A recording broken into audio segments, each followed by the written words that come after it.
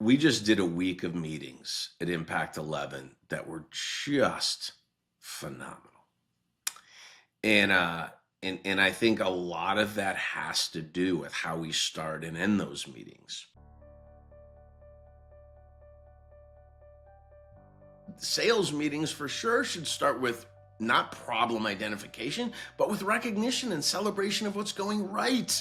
Like, ring the bell, high fives, give the bonuses out, and then talk about the behavior that led to the results.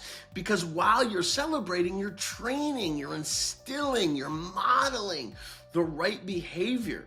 Let's anchor into something that I just said, people need to feel like they're making progress. They're part of a winning team. Where does belief and confidence come from? Well, if you start every meeting with the problem or what's going wrong, how do you inject that energy into the organization? I have a meeting this afternoon where we have some problems to solve, but let's not start there. So even if there are some challenges, start by identifying some things that are going right. So recognition is one way. That's one way I like to start a meeting. Great way to start sales meetings. Hey, so-and-so broke a record last week. We're going to ring them. What a great way to start a meeting.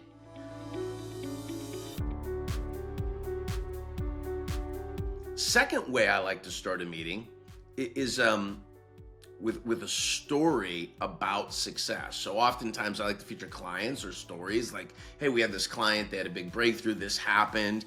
And like, what a wonderful way to recognize the good work that everybody's contributing to in the organization. That's another great way to start a meeting. Another way to start a meeting might be anchoring to a value or an operating principle. So you're expanding on a behavior there's a development energy around that too. But I said, hey, leave it better than you found it. So that's one of our operating principles. So if somebody gets a new job and they're leveling up, and in part it's attributed to the time they spent with us, let's celebrate the hell out of that. And she's going there and let's celebrate. And we left her better and we believe in leaving people. But that's like, those are beautiful things that you can anchor into, then get to the problems.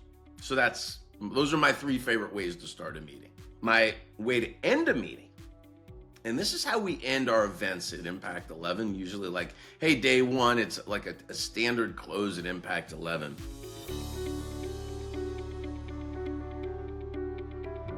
We do insights and reflections.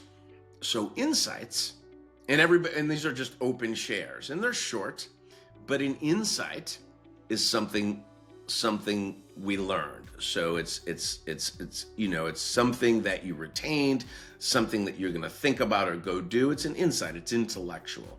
And then a reflection is a felt experience. So it really be describing an emotion or a feeling. So my reflection would be, I'm very inspired. But insights and reflections, it really gets in, and what you're getting into is people's experience of the time that they spent.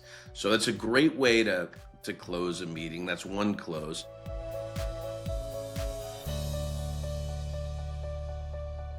Another close is, I think, a story that inspires action, right? It's hey, we spent this time and now we've got to-dos. And so it's like, maybe you can say, okay, here's what we agreed to.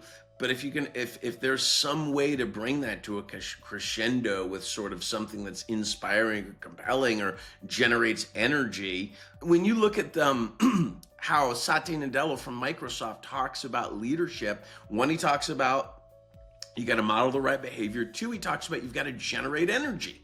It's inspiration, it's energy, it's excitement. You want people to be part of this team and something special. So I'm a big fan of knowledge transfer, best practices sharing, doing that in meetings, create collaboration. We're all working together. And yes, there's individual success and accolades and compensation when you're out front, but we create that team energy and atmosphere. I think that's a great way to close a meeting.